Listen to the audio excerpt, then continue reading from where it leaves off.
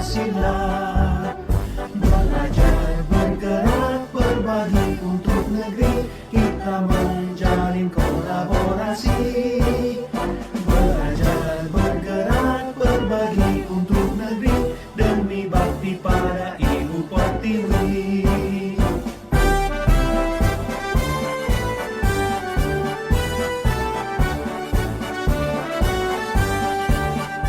Bulatkan tekad, kuatkan hati, negeri ini memanggilmu kawan.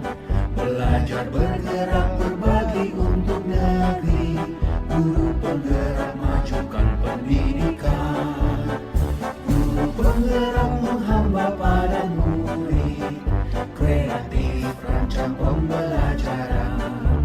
Hargai potensi, tingkatkan prestasi, lahirkan profil pelajar Pancasila. Belajar, bergerak, berbagi untuk negeri, kita menjalin kolaborasi. Belajar, bergerak, berbagi untuk negeri, demi bakti pada Ibu Pertiwi. Kelurahan Mandala Ilir, Kecamatan Mendahara. Yang saya hormati Bapak Ibu Majelis Guru, yang saya hormati peserta desiminasi CGP. Puji dan syukur kita panjatkan ke Allah Subhanahu wa Ta'ala, yang mana pada hari ini kita dapat berkumpul di SD 90 ini guna mengikuti desiminasi CGP Budaya Positif oleh Bapak Muhammad Ilsi Akbar SPD. Dia sebagai CGP dari SD 90 Mandala Ilir. Mudah-mudahan kegiatan ini berjalan dengan baik, dan kita ikuti bersama, dan juga ini merupakan praktik baik yang akan disampaikan oleh Pak Akbar nanti. Ini bisa menjadi contoh bagi kita untuk mengikuti jejak Pak Akbar ini. Mudah-mudahan di kesempatan lain juga kita bisa menjadi calon-calon guru penggerak, itu khususnya Kecamatan Mendahara dan umumnya Tanjung Jabung Timur. Jadi dengan mengucapkan Bismillahirrahmanirrahim, kegiatan desiminasi CGP Budaya Positif dengan resmi saya buka. Assalamualaikum warahmatullahi wabarakatuh.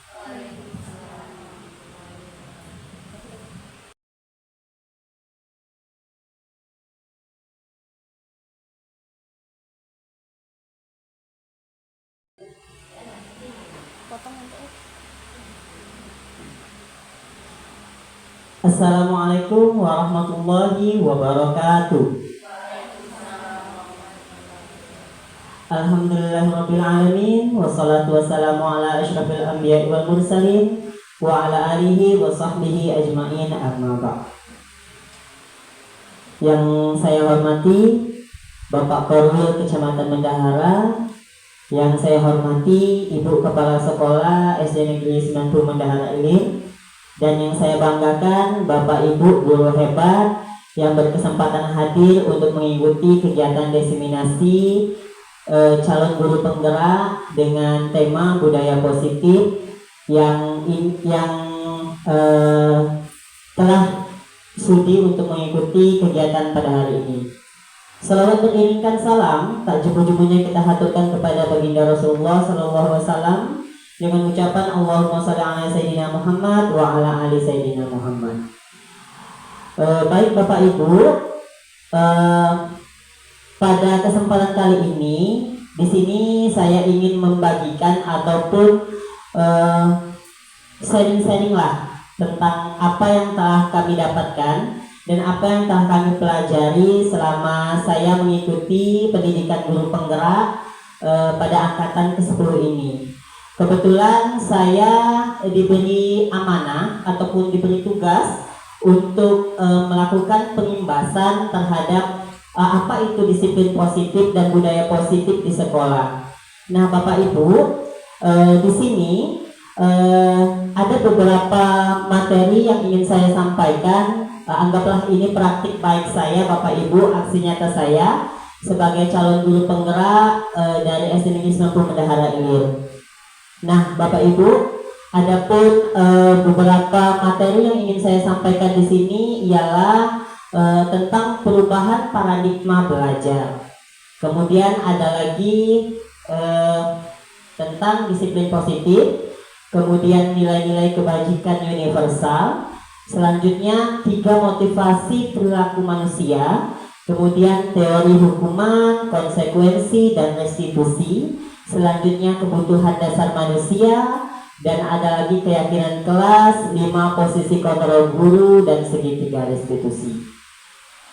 Baik Bapak Ibu, dari ke-6 materi ini nantinya akan bermuara kepada segitiga restitusi.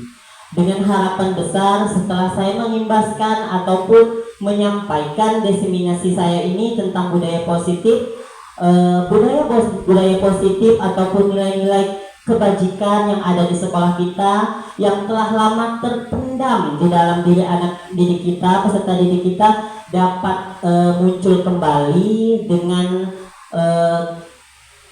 menerapkan disiplin positif ini, Bapak Ibu. Kemudian nantinya yang akan saya sampaikan di sini ada 5 posisi kontrol guru. Nah, 5 posisi kontrol guru ini, Bapak Ibu, di mana memposisikan diri kita untuk menjadi guru yang berpihak kepada murid.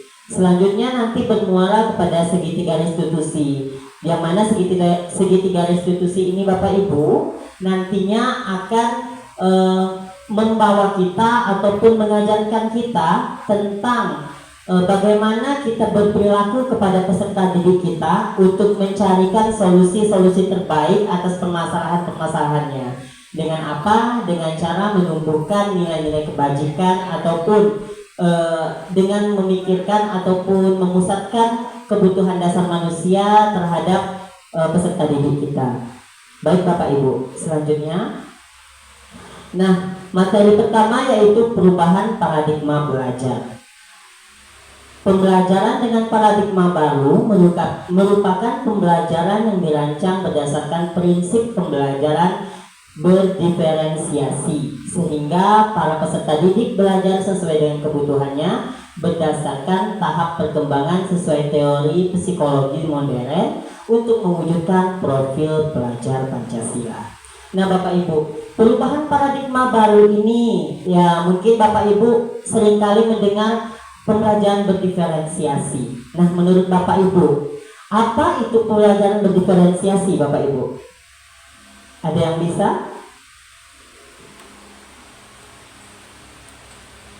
Oke. Pembelajaran berdiferensiasi itu Bapak Ibu, pembelajaran yang kita rancang, kita buat sesuai dengan kebutuhan murid kita. Sesuai dengan kebutuhan murid kita. Kalau zaman dahulu Bapak Ibu, kita merancang pembelajaran. Nih misalkannya nih, ada satu bab harus kita selesaikan Bapak Ibu. Harus kita selesaikan dalam 1 semester. Nah, namun pembelajaran berdiferensiasi ini kita menekankan kepada kebutuhan murid kita. Kita harus tahu apa saja kebutuhan murid kita dan berlandaskan kepada apa? Berlandaskan kepada pelajaran profil pelajaran Pancasila.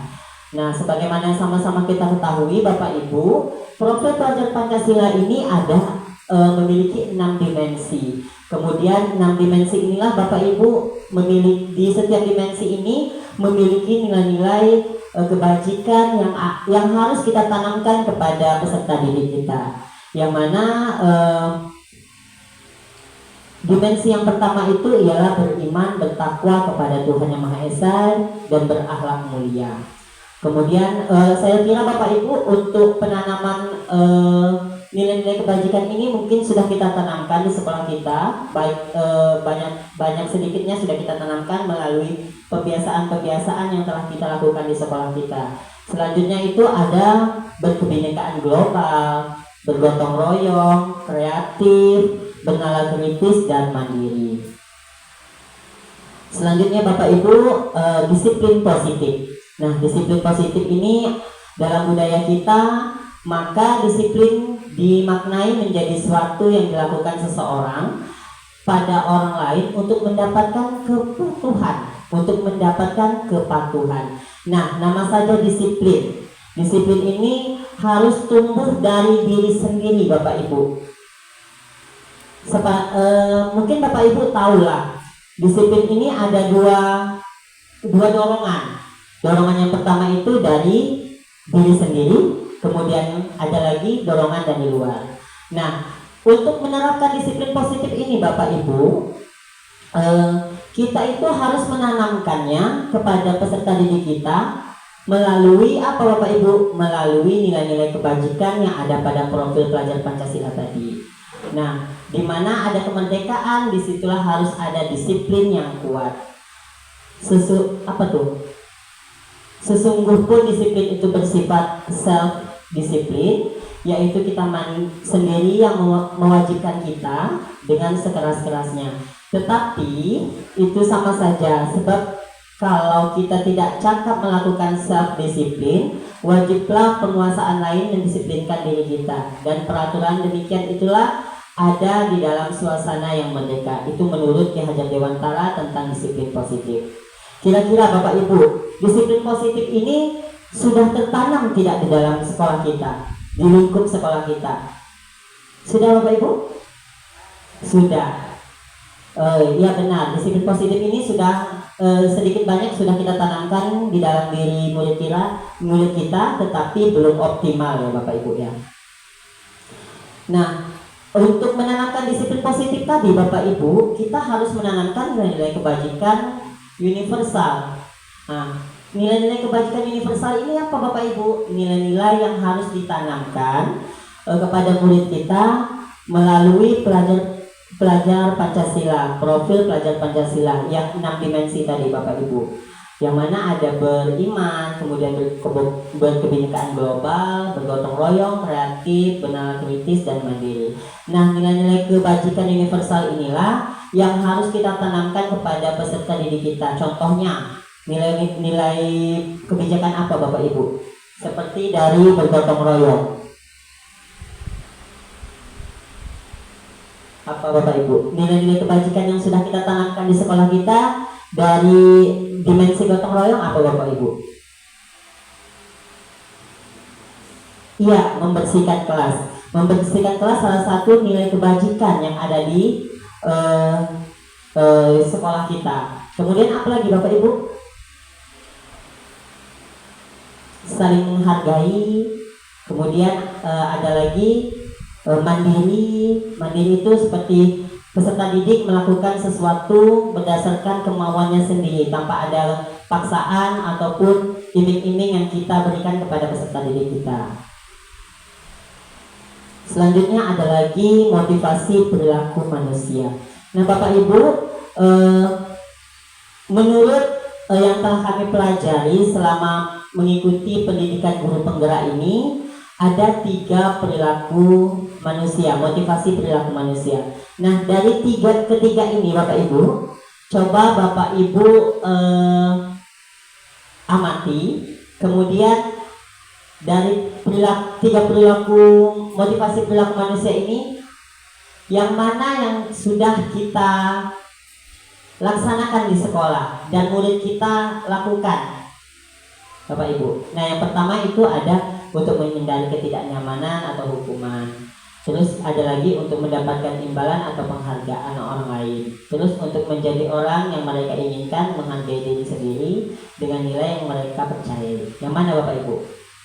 Yang harus kita tanamkan kepada murid kita. Yang keberapa Bapak Ibu? Ya? Oh iya, yang ketiga. Benar Bapak Ibu. Kenapa yang ketiga? Karena kita harus menanamkan motivasi diri kepada peserta didik kita itu menurut nilai-nilai yang mereka percayai. Sehingga apa? Sehingga peserta didik kita, apa yang mereka kerjakan, apa yang mereka lakukan sesuai dengan nilai-nilai luhur yang mereka percayai Bapak Ibu, tanpa adanya paksaan dari pihak luar, kemudian tanpa adanya iming-iming ataupun imbalan Bapak Ibu. Nah, untuk motivasi yang pertama dan pertama yang kedua ini Bapak Ibu, sering ya Bapak Ibu kita lakukan ya? Sering. Anak-anak kita berikan perintah dengan apa ya Bapak Ibu ya?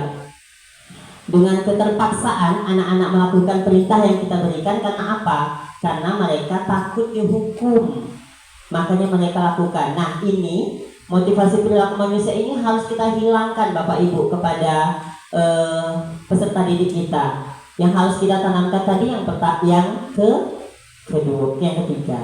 Kemudian motivasi yang kedua itu untuk mendapatkan imbalan atau penghargaan dari orang lain. Sering tidak Bapak Ibu, peserta didik kita nih, kita suruh ataupun kita berikan perintah, tapi mereka mengharapkan imbalan. Nah, saya sudah mengerjakan ini nih, nanti saya berikan hadiah nih oleh Ibu Sumarni. Nah gitu. Nah, pernah Bapak Ibu? Pernah? Iya, pernah. Karena motivasi perilaku manusia yang kedua ini, saya rasa ini sangat-sangat tertanam kepada murid kita. Karena mereka ingin dapat imbalan, ingin dapat penghargaan, ingin dapat hadiah, maka mereka melakukan sesuatu apa yang kita perintahkan kepada mereka. Nah, ditakutkan Bapak Ibu, sangat-sangat ditakutkan apabila motivasi yang kedua ini selalu tertanam kepada murid kita. Nantinya murid kita enggan untuk melakukan sesuatu apabila sudah tidak ada lagi imbalannya. Untuk apalah mengerjakan ini, untuk apalah mengerjakan itu, kata ada hasilnya, kata ada hadiahnya juga. Nah, itu yang sangat-sangat kita takutkan. Kemudian motivasi yang kedua ini sering sekali kita lakukan. Nah, misalkannya anak kita pintar nih Bapak Ibu, ada peserta didik dari kelas 3 misalnya namanya Akila ini pintar loh, ini juara loh. Nah, maka kita memberikan hadiah kepadanya. Nah, hadiah yang kita berikan Bapak Ibu, hadiah yang kita berikan kepada Akila itu sebenarnya itu benar apa tidak Bapak Ibu perlakuan kita kepadanya? Kita memberikan hadiah ke murid kita karena dia pintar, dia rajin. Benar tidak Bapak Ibu? Kira-kira? Iya. Kalau ditanya benar apa tidak, yang salah itu perlakuan kita, bukan yang salah hadiahnya. Hadiahnya tidak salah, tetapi perlakuan kita ataupun treatment kita terhadap siswa kita itu yang salah. Kenapa Bapak Ibu? Apabila nih misalkannya nih Bapak Ibu, ada peserta didik kita yang rajin nyapu, rajin bersih-bersih di kelas. Nah, kita berikan reward, kita berikan hadiah. Oke, yang kita berikan hadiah itu merasa senang. Dikhawatirkan teman-temannya yang tidak rajin ataupun kurang rajin akan merasa minder Bapak Ibu. Kemudian, ya cuman Akila loh yang diberikan hadiah, kenapa kami tidak? Sehingga nanti teman-temannya akan merasa, tidak usahlah kita kerjakan ini, toh Akila juga yang dapat hadiah, kita tidak. Nah, itu yang sangat-sangat kita takutkan. Nah, maka motivasi perilaku manusia yang harus kita tanamkan kepada peserta didik kita, yaitu untuk menjadi orang yang mereka inginkan dan menghargai nilai sendiri dan nilai-nilai yang mereka percayai. Nah, ini yang harus kita tanamkan kepada peserta didik kita, nilai-nilai luhur yang harus kita tanamkan kepada peserta didik kita, agar mereka ingin bergerak tanpa memikirkan imbalan dan tanpa memikirkan hukuman-hukuman yang akan didapat apabila mereka tidak mengerjakannya. Nilai-nilai mereka percaya apa Bapak Ibu? Nilai yang harus mereka percaya ialah nilai yang tertanam pada diri mereka. Dan ingat Bapak Ibu, kita tidak boleh melakukan ataupun memberikan suatu perintah kepada peserta didik kita dengan iming-iming memaksa. Misalkannya nih Bapak Ibu, Ini sering sekali kita lakukan Bapak Ibu. Akila, tolonglah dibersihkan kelasnya. Akila, tolonglah dijaga kebersihan kelasnya. Nanti ini. Nah, sehingga peserta didik kita akan merasa tertekan Bapak Ibu. Bapak tuh marah-marah terus. Bapak tuh ini terus. Nah, tertekan, jiwanya tertekan. Sehingga nilai-nilai luhur yang ada pada diri mereka tidak bisa keluar. Dan mereka tidak bisa mengekspresikan dirinya menurut nilai-nilai yang mereka yakini. Selanjutnya Bapak Ibu, ada lagi teori hukuman, konsekuensi, dan restitusi. Tindakan penegakan peraturan atau keyakinan kelas atau sekolah kita selama ini umumnya berbentuk hukuman dan konsekuensi. Betul tidak Bapak Ibu? Kita menegakkan tata tertib di sekolah kita, menegakkan keyakinan-keyakinan di sekolah kita ini berdasarkan hukuman dan konsekuensi. Misalkannya nih Bapak Ibu, dilarang membuang sampah sembarangan. Apabila terdapat siswa yang membuang sampah, maka akan misalkannya nih disuruh pungut sampahnya, disuruh apa lagi tuh, pokoknya berbentuk hukuman. Sering tidak Bapak Ibu di sekolah kita dilaksanakan seperti itu? Sering. Nah, maka teori hukuman ini ialah sesuatu yang menyakitkan yang harus terjadi. Nah, sehingga ini yang harus kita hindari dalam teori hukuman. Selanjutnya ada lagi, teori hukuman itu bisa membuat ketidaknyamanan dalam waktu panjang. Murid akan selalu merasa tertekan, sehingga untuk bergerak dari dirinya sendiri, melakukan suatu tata tertib yang sudah ditetapkan oleh sekolah itu sulit untuk terlaksana. Karena apa? Karena di benaknya, kalau misalkan kita tidak melakukan ini, nanti kita kena hukum sama Bapak Ibu guru. Nah, makanya teori hukuman ini sangat-sangat tidak disarankan untuk dilakukan di sekolah. Kalau bisa tidak dilakukan di sekolah lagi. Selanjutnya ada lagi. Nah, kadang kita berpikir Bapak Ibu ya, sistem tindakan akan berjalan apabila murid kita takut. Peserta didik kita takut nih kepada kita. Biar aku suruh dia, nanti suruh ini, karena dia kan takut juga sama saya. Nah, itu salah Bapak Ibu. Akan membuat peserta didik kita tadi merasa tidak nyaman terhadap perlakuan kita kepadanya. Terus bentuk hukuman itu ialah peraturannya adalah kamu harusnya, itu kata-kata hukuman. Nah, kamu harus ini, kamu harus membersihkan kelas, kamu harus apalah gitu, nyuci piring kalau hari Senin, kamu harus memakai pakaian rapi. Jangan Bapak Ibu, tetapi kita lakukan pendekatan dengan cara pelan-pelan agar hukuman ini tidak terlaksana ataupun tidak terjadi di sekolah kita. Selanjutnya ada lagi teori konsekuensi. Nah, teori konsekuensi ini ialah hampir sama seperti hukuman, namun konsekuensi ini dilakukan dengan kesepakatan antara guru dan siswa. Misalkannya nih, kelasnya tidak rapi, nanti kamu bakal dapat ini, kamu akan dihukum seperti ini. Nah, itu adalah konsekuensi. Kalau hukuman itu tadi Bapak Ibu diambil sepihak, cuman dari gurunya, tanpa memikirkan kehendak muridnya. Misalkan ada sesuatu yang terjadi langsung dihukum. Nah, itu adalah hukuman. Mengambil keputusan secara sepihak tanpa melibatkan pihak kedua. Sama seperti hukuman tadi, konsekuensi juga akan berdampak ketidaknyamanan untuk waktu pendek kepada murid. Ini waktu pendek karena sudah diomongkan terlebih dahulu. Kemudian ada lagi murid dibuat tidak nyaman. Ya tentunya kalau sudah ada hukuman pasti murid sudah merasa tidak nyaman. Kemudian konsekuensi ini dilakukan memerlukan monitoring dan supervisi terus-menerus dari guru. Nah, kita jadinya seorang pemantau Bapak Ibu ya. Kalau konsekuensi ini kita harus selalu memantau apa yang terjadi kepada peserta didik kita. Apakah dia menjalankan tata tertibnya ataupun menjalankan peraturan yang diberikan di sekolah. Nah, maka dari itu konsekuensi ini seharusnya juga tidak diterapkan di sekolah. Terus apa peraturannya? Nah, apa bahasanya kalau untuk konsekuensi? Konsekuensi ini bahasanya seperti contohnya, mampukah kamu melakukannya? Mampukah mampukah kamu ini, mampukah kamu ini. Nah, itu contoh perkataan dalam konsekuensi dalam penerapan penegakan peraturan terhadap murid kita. Selanjutnya ada lagi teori yang ketiga, itu ialah restitusi. Restitusi merupakan pilihan. Nah, Bapak Ibu, yang harus kita tanamkan kepada peserta didik kita dan kepada diri kita sendiri ialah teori restitusi. Kenapa? Karena restitusi ini merupakan pilihan. Kita memberikan murid kita kebebasan untuk melakukan sebuah pemecahan masalah, Bapak Ibu, terhadap apa yang mereka perbuat. Kemudian menguatkan murid dalam jangka panjang. Menguatkan murid untuk dalam jangka panjang ini, Bapak Ibu, dengan kegiatan restitusi ini, nantinya murid akan merasa lebih nyaman. Karena apa? Karena tidak adanya unsur hukuman dan konsekuensi di dalamnya. Tidak ada kita menekan murid untuk karena kamu telah melakukan sesuatu ini, kamu harus ini. Nah, tidak ada kalau restitusi.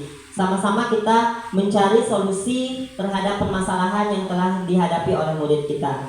Terus ada lagi murid belajar bertanggung jawab. Nah, dari dialog-dialog yang kita lakukan kepada murid kita dalam suatu pemecahan masalah tadi, maka murid kita akan tertanam nih nilai kebajikannya ia bertanggung jawab. Nah, dari yang telah dia lakukan, kita tanyakan, bagaimana nih? Karena kamu sudah melakukan ini, apa yang harus kamu lakukan untuk memperbaikinya? Sehingga nilai tanggung jawab untuk memperbaiki sesuatu yang telah mereka perbuat ataupun yang mereka langgar dalam tata tertib sekolah dapat muncul. Sehingga rasa tanggung jawab itu dapat tertanam dalam diri murid kita.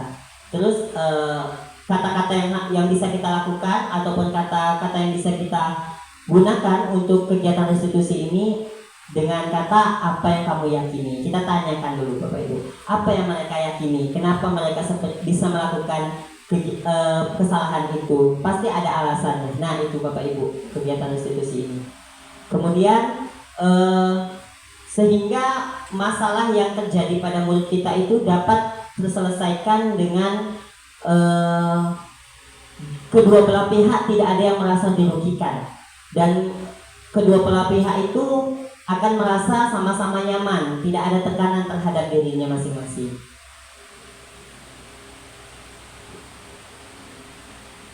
Oke, Bapak Ibu, sampai sini ngantuk tidak? Ngantuk? Oke, kalau ngantuk boleh saya melakukan ice breaking terlebih dahulu? Boleh, silakan Bapak Ibu berdiri sebentar. Saya ingin melakukan ice breaking agar mencairkan suasana. Kita jangan tegang-tegang Bapak Ibu ya. Kita sharing-sharing saja di sini. Bapak Ibu juga bisa bertanya terhadap permasalahan-permasalahan ada yang di kelasnya. Kalau saya tidak bisa menjawab, nanti saya minta tolong sama Pak Korwil yang ada, yang sudah sudi untuk hadir dalam acara diseminasi kita pada hari ini. Silakan Bapak Ibu berdiri. Nah, Bapak Ibu boleh berhadapan antara teman satu dan lainnya. Nah, nama permainan kita pada hari ini ialah aku dan kamu. Aku dan kamu, ya. Boleh Bapak Ibu ya. Boleh keluar Bapak Ibu dari kursinya Bapak Ibu. Boleh ambil posisi dua-dua. Kita bermain bersama mencairkan suasana. Nah, ice breakingnya namanya aku dan kamu Bapak Ibu ya. Aku dan kamu. Oke, Ibu Maria boleh sebelah sini, Bu Sumarni, Ibu Lydia dan Ibu Upe boleh. Kemudian Ibu Desi dan Ibu Desi dan Ibu Martina boleh sebelah sini Bu. Pak Pandi sama Pak Husni boleh di sini Pak Husni. Iya. Kita lakukan peregangan dahulu Bapak Ibu ya terhadap ice breaking yang saya pimpin. Sini, Ibu Tina boleh. Sini. Di sini Bu Tina. Biar nampak kamera, Bu. Ya. Ibu Desi. Ibu Desi, mohon maaf ya, Bu. Oke, kegiatan hari ini ice breakingnya aku dan kamu. Jadi aturan mainnya nanti Bapak Ibu akan berhadapan satu sama lain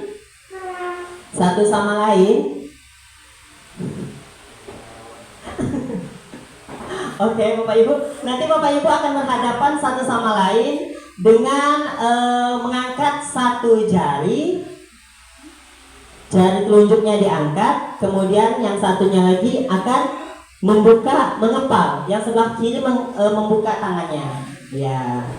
Nah, janganlah pakai mic ya Bapak Ibu. Ya, soalnya saya pesan juga.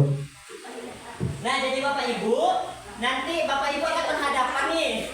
Bapak Ibu berhadapan, ya berhadapan. Nanti tangan kanannya menunjuk ke atas, yang tangan kirinya ke bawah. Nanti saat saya sebutkan aku, maka kalau ada kata-kata aku, tutup tangan kirinya. Ya, oke? Tutup tangan kiri. Kalau saya katakan kata saya, maka dengan secepat-cepatnya Bapak Ibu harus menangkap jari telunjuk kawannya. Dan dari kawannya harus mengelakkan ini. Bagaimana bisa menyelamatkan jari telunjuknya? Bisa dipahami Bapak Ibu? Ya, yang tangan kiri.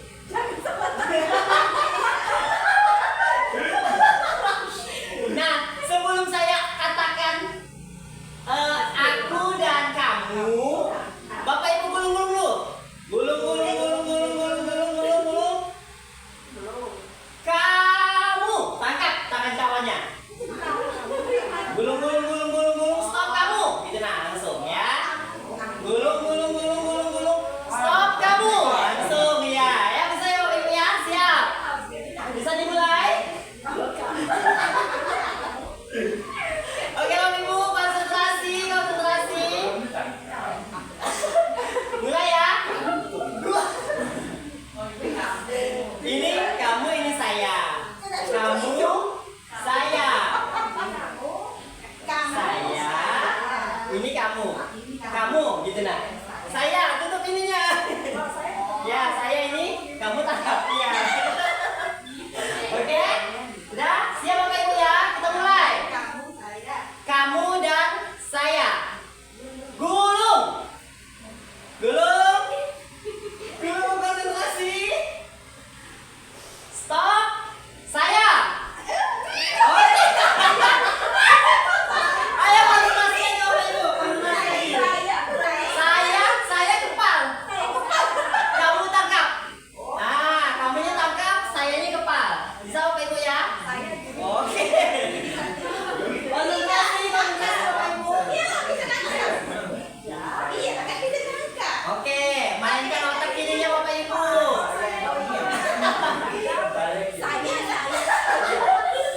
Oke, kita mulai lagi Bapak Ibu ya. Mulai, gulung tangannya. Gulung. Stop saya.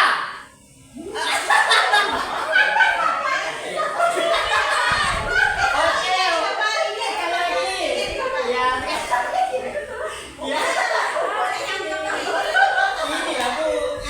Ini kan kamu, ini kamu dan saya. Oke, kita ulangi sekali lagi. Gulung tangannya Bapak Ibu. Gulung tangannya. Stop. Saya. Saya Bapak Ibu. Sekali lagi Bapak Ibu. Gulung tangannya. Stop.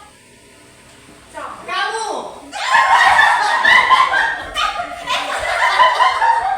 Oke, terima kasih Bapak Ibu.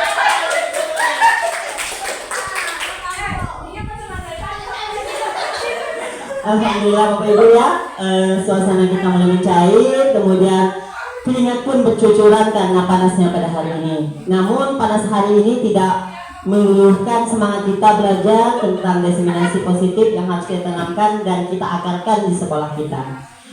Materi selanjutnya Bapak Ibu ya, agar cepat selesai dan mengingat waktu sudah menunjukkan jam 1:30 karena kita nanti akan ada kegiatan lagi Bapak Ibu ya. Nah Bapak Ibu, halo,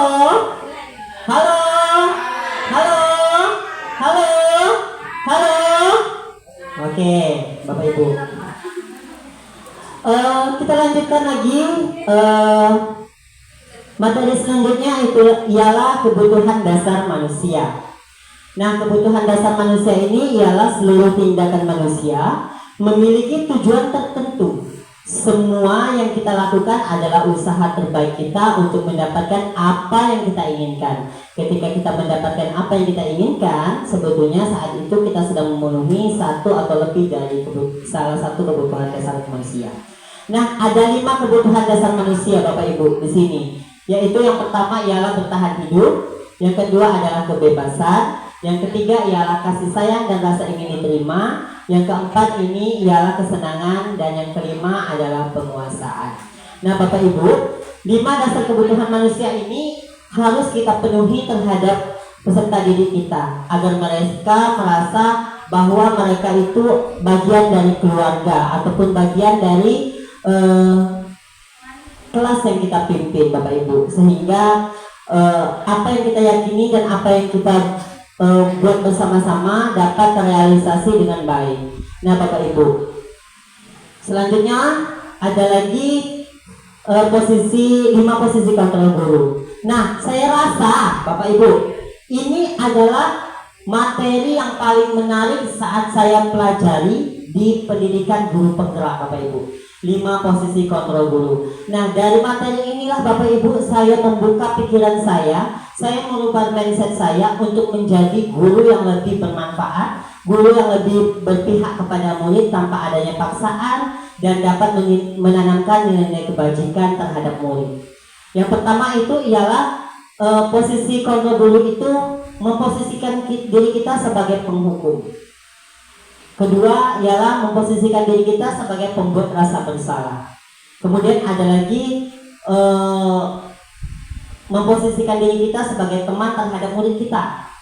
Selanjutnya ada lagi memposisikan diri kita terhadap menjadi pemantau. Kemudian yang kelima ialah memposisikan diri kita sebagai manajer. Nah, kira-kira Bapak Ibu, dari 5 posisi ini, dari 5 posisi yang telah saya sebutkan satu persatu tadi, yang mana yang harus kita terapkan kepada diri kita untuk menjadi guru yang selalu berpihak kepada murid? Yang mana Bapak Ibu? Ada penghukum, pembuat rasa bersalah, kemudian ada lagi teman, kemudian pemantau dan manajer. Yang mana kira-kira Bapak Ibu? Dari 5 posisi ini yang harus kita tanamkan kepada diri kita, di dalam diri kita. Yang mana Bapak Ibu? Yang mana? Ada yang ketiga? Ya, 3. Ada lagi yang kelima. Oke Bapak Ibu, kita kupas satu persatu. Posisi kontrol guru sebagai penghukum. Seorang penghukum bisa menggunakan fisik maupun verbal. Betul Bapak Ibu? Betul. Orang-orang yang menjalankan posisi penghukum senantiasa mengatakan bahwa memerlukan sistem atau alat yang dapat lebih menekankan murid-murid lebih dalam lagi. Betul Bapak Ibu? Dengan apa alatnya? Dengan apa perkataan yang bisa membuat diri kita sebagai penghukum? Dengan memposisikan diri kita sebagai penghukum itu contohnya seperti apa? Nah, sama seperti tadi Bapak Ibu, penghukum ini bisa terjadi kepada diri kita. Bahkan mungkin selama ini posisi kita sebagai penghukum. Apabila kita melakukan kesalahan, langsung kita hukum tanpa kita tahu apa kesalahannya, apa alasan yang berbuat seperti itu. Sehingga posisi penghukum ini selalu melekat dalam diri kita. Betul Bapak Ibu? Betul. Kemudian ada lagi pembuat rasa bersalah. Pada posisi ini biasanya guru akan bersuara lebih lembut. Pembuat rasa bersalah akan menggunakan keheningan yang membuat orang lain merasa tidak nyaman, bersalah ataupun rendah diri. Betul Bapak Ibu? Nih Bapak Ibu, misalkan ada murid kita nih melakukan kesalahan, kita panggil ke kantor. Berdua Bapak Ibu di kantor. Kemudian Bapak Ibu melakukan perkataan seperti ini. Nah, kenapa kamu lakukan itu, Nak? Nah, kalau kamu lakukan itu, nanti ibu jadi sakit. nanti ibu dimarahi kepala sekolah, betul? Sehingga anak nanti akan merasa bersalah. Ngapalah tadi aku melakukan itu? Jadi bapak ibu guru, jadi guru aku kena marah nanti sama kepala sekolah. Nah, sehingga peserta didik itu akan merasa tidak nyaman kepada dirinya sendiri dan akan merasa bersalah, sehingga nantinya bermuara kepada ketidakpercayaan dirinya lagi kepada dirinya sendiri terhadap untuk memecahkan suatu masalah. Selanjutnya yang ketiga itu memposisikan diri kita sebagai teman. Guru pada posisi ini tidak akan menyakiti muridnya, namun akan tetap berupaya mengontrol murid melalui persuasi. Posisi ini posisi teman pada guru biasa negatif ataupun positif. Positif di sini berupa hubungan baik yang terjalin antara guru dan murid. Guru di posisi teman menggunakan hubungan baik dan humor untuk mempengaruhi seseorang. Nah, negatifnya di sini Bapak Ibu, saat kita memposisikan diri kita sebagai murid, dikhawatirkan murid kita akan merasa bahwa kita ini temannya, sehingga murid kita akan merasa, ibu itu kan santai juga orangnya gitu. Jadi rasa hormat terhadap diri kita, rasa hormat murid terhadap kita akan berkurang Bapak Ibu. Karena apa tadi? Karena di sini mereka menganggap bahwa gurunya adalah temannya. Jadi tak usahlah beria-ia dengan bapak tuh, tak usahlah beria-ia dengan ibu tuh, karena bapak tuh kan kayak kawan juga gitu nah. Jadi rasa hormatnya akan berkurang kepada kita Bapak Ibu. Selanjutnya posisi yang keempat itu ialah memposisikan diri kita sebagai pemantau. Nah, ini sering juga kita lakukan Bapak Ibu tanpa kita sadari. Contohnya seperti misalnya ada anak datang terlambat ke sekolah. Nah, kita berikan perintah kepada murid kita untuk menuliskan di selembar kertas, membuat tulisan sebanyak-banyaknya bahwa saya tidak akan terlambat lagi ke sekolah. Sering Bapak Ibu lakukan seperti itu? Bapak Ibu sering? Bapak Ibu memberikan perintah nih, anak datang terlambat. Nah, karena kamu sudah datang terlambat, kamu harus menuliskan saya tidak akan terlambat lagi sepenuh kertas yang selembar ini. Pernah Bapak Ibu? Nah, pernah. Nah, sehingga kita memposisikan kita sebagai pemantau. Kenapa saya katakan pemantau? Karena seperti ini Bapak Ibu. Nanti setelah kamu menulis itu selesai, kamu harus ketemu saya lagi untuk menyerahkan apa yang telah kamu buat. Benar Bapak Ibu? Nah, itu salah satu contoh bahwa kita memposisikan diri kita sebagai pemantau. Selanjutnya Bapak Ibu memposisikan diri sebagai manajer. Posisi di mana guru berbuat sesuatu bersama dengan murid, mempersilahkan murid bertanggung jawab terhadap perilakunya, mendukung murid agar dapat menemukan solusi atas permasalahannya sendiri. Nah Bapak Ibu, dari 5 posisi guru ini, 5 posisi kontrol guru ini yang harus kita taati, yang harus kita tanamkan kepada diri kita, kepada pribadi kita ialah posisi sebagai manajer. Karena posisi dalam jika kita memposisikan diri kita sebagai manajer ini, nantinya akan membuat murid kita merasa nyaman dalam melakukan pemecahan masalah terhadap solusi-solusi yang akan ditimbulkan dari percakapan-percakapan yang kita gali dari murid kita. Sehingga nantinya bermuara kepada murid kita akan merasa bahwa dia memiliki tanggung jawab untuk memperbaiki kesalahannya. Dengan cara apa? Dengan cara menerapkan nilai-nilai kebajikan yang ada dalam diri mereka. Nah, untuk melakukan kegiatan ini, diri kita sebagai manajer ini, kita harus melakukannya melalui metode segitiga restitusi. Segitiga restitusi ini apa Bapak Ibu? Segitiga restitusi ini adalah metode di mana kita melakukan percakapan terhadap murid kita, melakukan dialog terhadap murid kita untuk melakukan pemecahan masalah secara bersama-sama.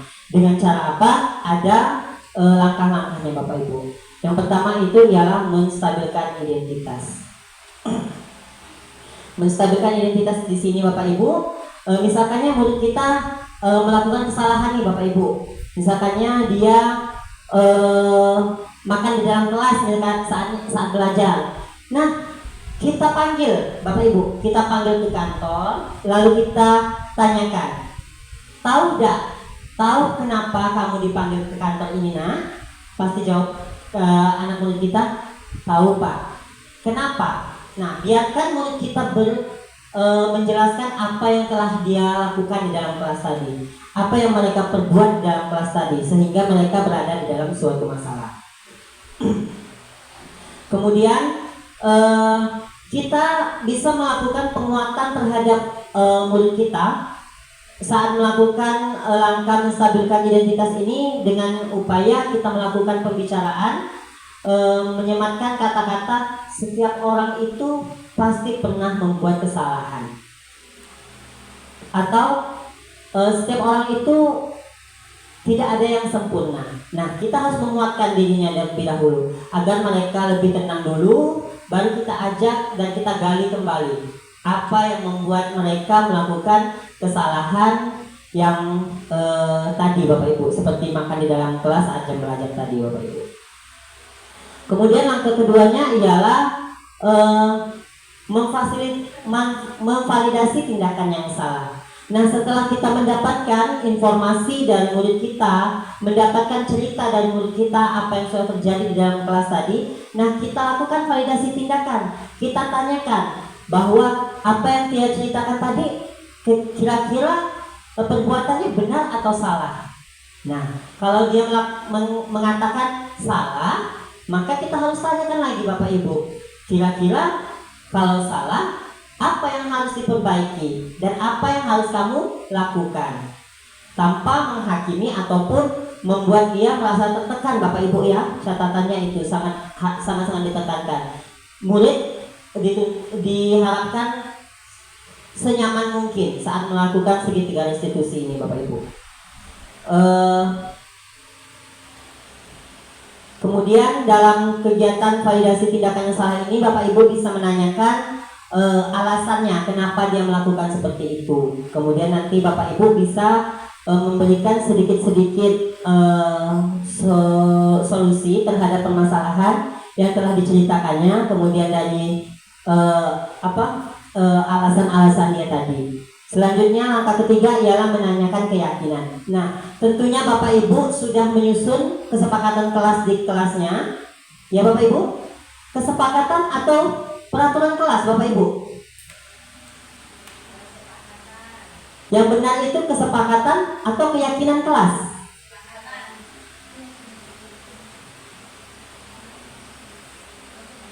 Keyakinan atau kesepakatan Bapak Ibu?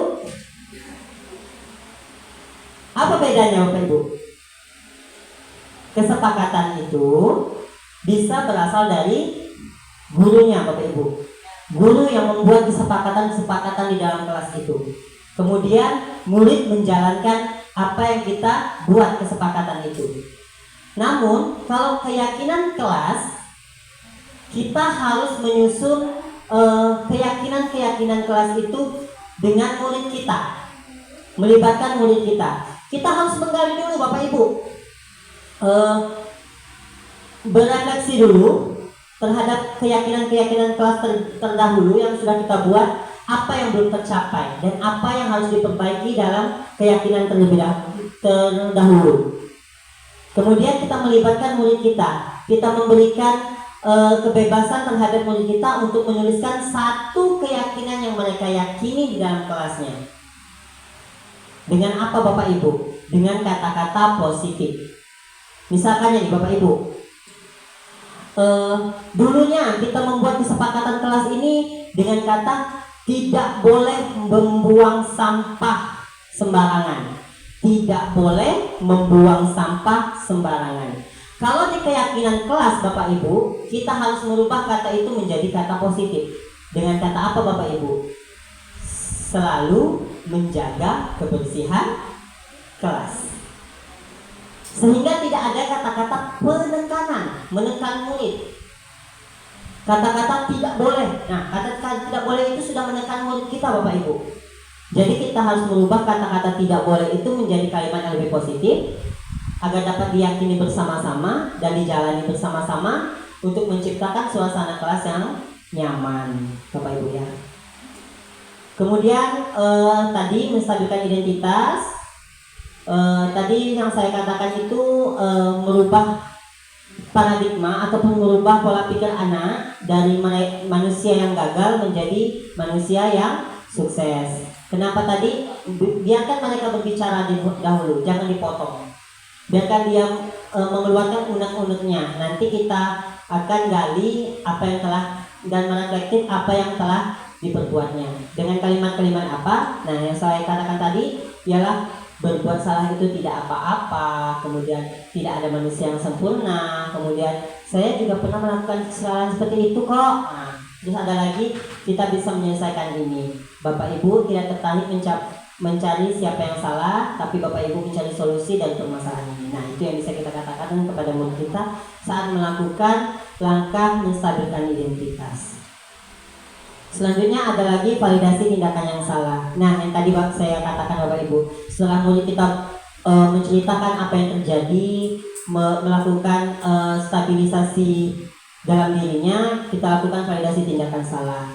Nah, adapun kata-kata yang bisa kita lakukan ataupun kita gunakan ialah, padahal kamu bisa loh melakukan yang lebih buruk dari ini, iya kan? Nah, nanti kan bakal terpancing Bapak Ibu murid kita untuk, iya Bu, saya bisa melakukan ini, tapi itu salah. Kita potong dengan kata-kata yang lebih positif. Selanjutnya ada lagi, kamu pasti punya alasan. Nah, seperti tadi saya katakan Bapak Ibu, kita gali apa alasannya melakukan seperti itu. Selanjutnya, kamu patut berbangga pada dirimu karena kamu telah melindungi sesuatu yang penting yang buat apa tuh? Penting buatnya. Nah, selanjutnya seperti itu, kira-kira Bapak Ibu. Selanjutnya ada lagi keyakinan kelas. Nah, keyakinan kelas tadi Bapak Ibu, apa yang telah kita buat dan apa yang telah kita yakini bersama-sama murid kita. Nah, adapun keyakinan kelas ini dapat kita lakukan ataupun kita gunakan bahasa apa yang kita percaya sebagai kelas atau keluarga. Terus apa nilai-nilai umum yang kita telah sepakati. Terus apa bayangan kita tentang kelas yang ideal. Terus kamu mau jadi orang seperti apa? Ini yang dapat kita katakan kepada murid kita saat melakukan langkah-langkah meyakinkan ataupun menanyakan keyakinan kelas. Nah, Bapak Ibu, di sini ada contoh penerapan segitiga restitusi. Sebentar Bapak Ibu.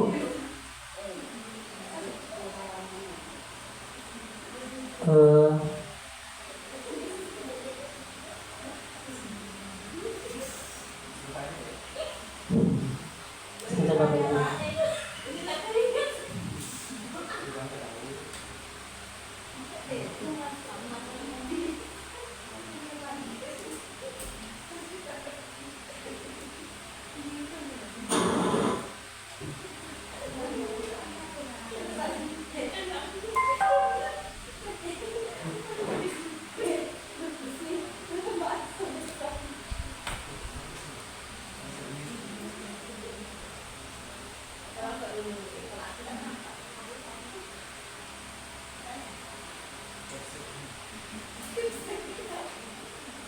Nah, Bapak Ibu, di sini ada satu contoh penerapan segitiga restitusi yang sudah saya lakukan.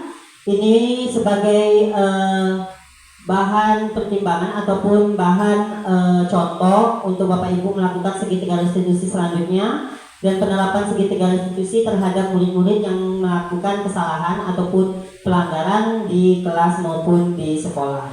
Ini adalah salah satu contoh murid kita yang sedang makan saat jam pelajaran.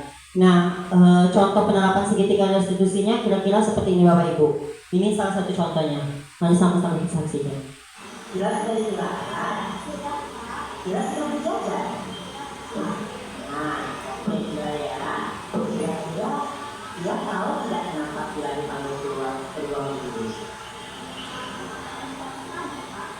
Iya, saya jelas tadi makan di kelas ya. Iya, dan belajar. Nah, sudah jelas, maka manusia belajar itu masuk perbuatan benar, perbuatan salah ya tidak. Nah, di situ ada menanyakan apakah itu perbuatan benar dan perbuatan salah. Nah, disitulah menstabilkan identitasnya Bapak Ibu. Harus makan. Nah, kita harus tahu ya, gimana kita makan, posisinya kapan, waktu yang tepat kita makan kapan. Nah, itulah. Jadi, sudah makan di dalam kelas itu saat jam pelajaran, dia sudah melakukan beberapa apa ya kita ya? Buat perbuatan salah. Itulah apa namanya ini? Kenapa makan di kelas adalah tindakan yang salah?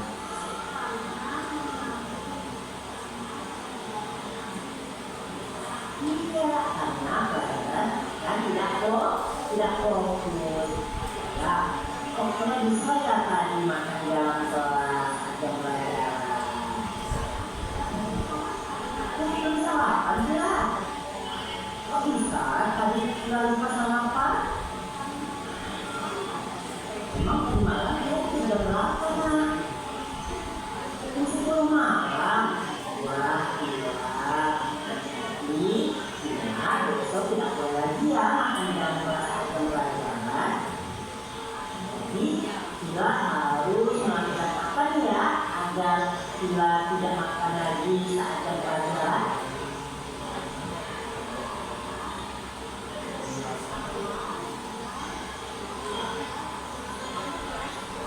Oh iya benar. Iya, untuk kita tidak lagi melakukan kegiatan yang sama. Kita harus melaksanakan sarapan dulu di rumah sebelum pergi sekolah. Kemudian tidurnya lebih awal ya kita, karena besok mau sekolah ada tidak bergerak. Iya, ada tidak berangkat ke sekolah. Nah, kita masih ingat tidak tentang keyakinan kelas kita yang ada di kelas yang disepakati sama-sama kemarin? Ada apa saja coba kita sebutkan satu persatu. Yang pertama,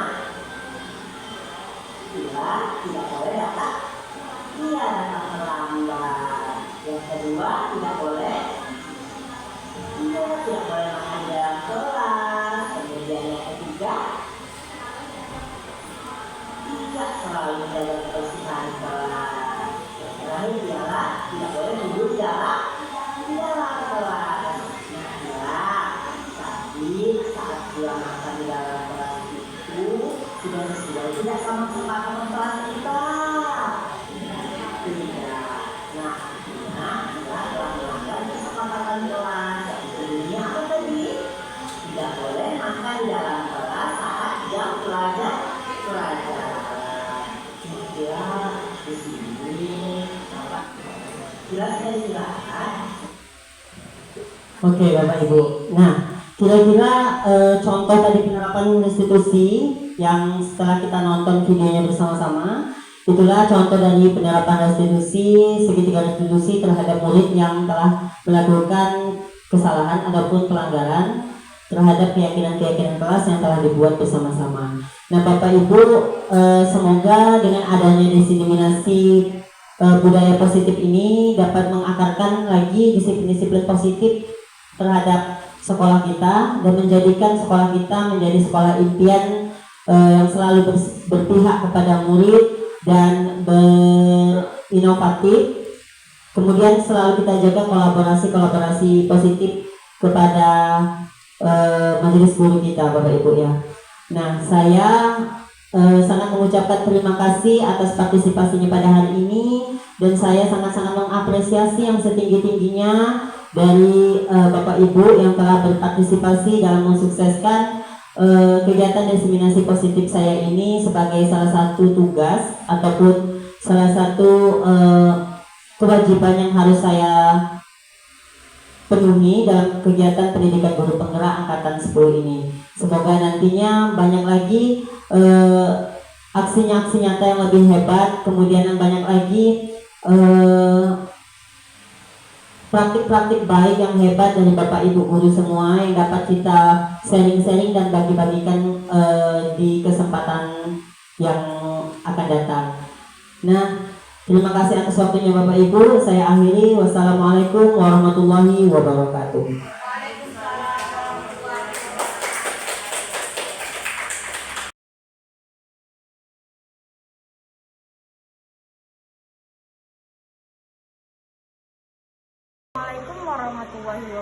wabarakatuh. Saya Desi Triani, Majelis Guru SD Negeri 90 Mendahara Ilir. Dengan adanya kegiatan berbagi praktik baik yang dilakukan dengan Bapak Muhammad Rizky Akbar dengan materi budaya positif, saya sangat senang karena banyak ilmu-ilmu baru yang saya dapat, dan semoga budaya positif di sekolah kami dapat membudaya.